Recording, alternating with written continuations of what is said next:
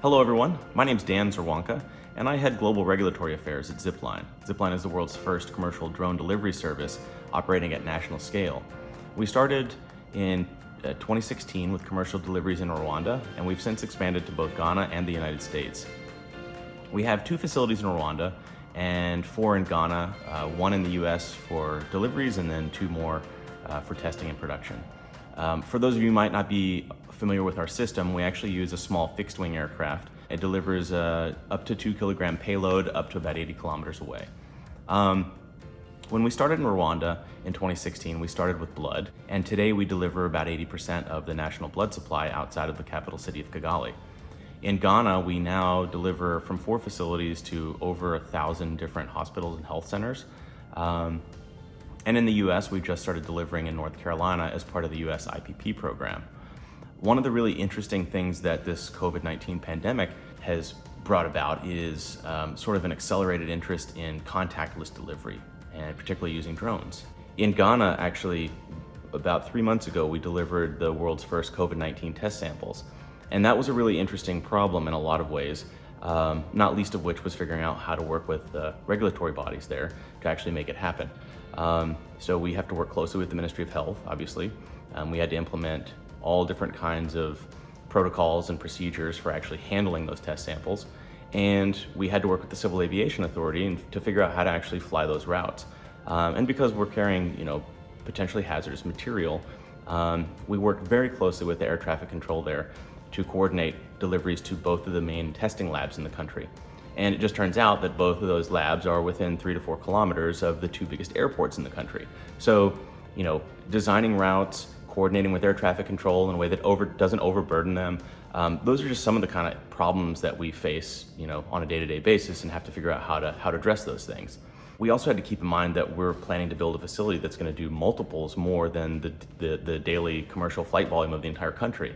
So, one of the questions that was posed to me for this video was, what were some of the hurdles, the challenges in operationalizing our business? And there were not a small amount of challenges to overcome, as you can imagine. When I started, I spent about 2 years in Africa actually building our first facilities. So the first 2 in Rwanda and then in Ghana.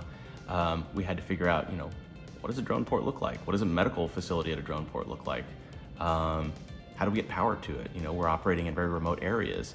So how do we construct them? And it was a lot of, trial and error and figuring things out as you go, but you constantly develop and get better. And as we started operating more and more, kind of those operations would inform our decisions. But, we had to work very closely with a lot of different regulators to make this happen. I'll focus more on the aviation side because that's what I deal with now. But, the other thing that I wanted to point out is that, we had to figure out kind of how to change the perception about drones, because when we started, drone was a bad word. I mean, there was not a lot of, positivity around the use of drones. And so we really wanted to change that and change people's perceptions and let them know that drones can be used for great things, for amazing things. And so, we try to be very open and transparent about our operations. We invite the public in often to take tours, and we take our aircraft out to schools and let kids touch them and play with them and see what we're doing. It also inspires kind of a new generation of engineers and aviation enthusiasts too. So, I really enjoy that piece. But we also work closely with, like local leaders and law enforcement and let them know, hey, we're in your neighborhood and this is what we're doing. This is why we're here. And so they're not wondering like what's going on. What are these drone guys doing? So I was also asked, what are the next steps in terms of scaling our business? And I'll kind of give an example, I guess, that I say often to other drone companies, a lot of whom we work with who do our mapping and aerial surveys and things like that, but other drone startups, I'll say, look for a problem or a challenge that's being faced, and then design something that can meet that need or fix that problem. And you'll avoid that sort of solution looking for a problem, scenario where I think a lot of early drone startups fell into, where, like, hey, I have this really cool drone platform, somebody do something awesome with it.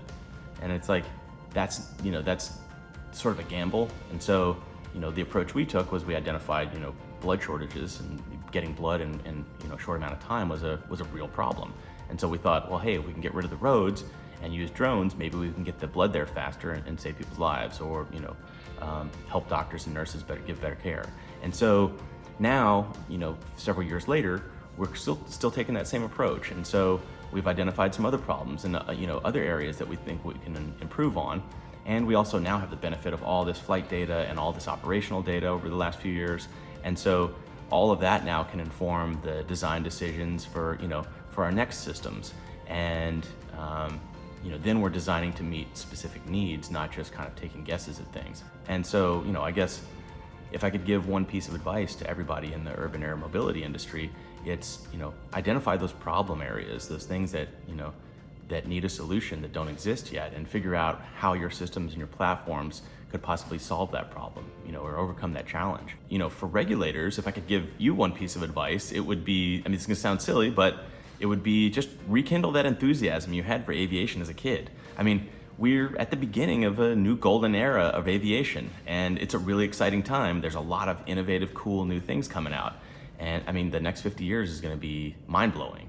And you guys are charged with keeping our skies safe, and the data shows that unmanned systems are safer than manned systems. So I think if we're gonna develop the safest skies possible, it needs to include unmanned aircraft as well. So to the extent that you can find a new enthusiasm about all these kinds of new technologies that are coming over your desk every day looking for approvals, I think you'll be able to find ways to enable them to also use the airspace, but maintain that really high bar of safety that we've always had in manned aviation, and maybe even elevate it a little bit. So yeah, that's pretty much it for me. I hope you all had an amazing week, and I wish you all the best and look forward to seeing you over the next horizon.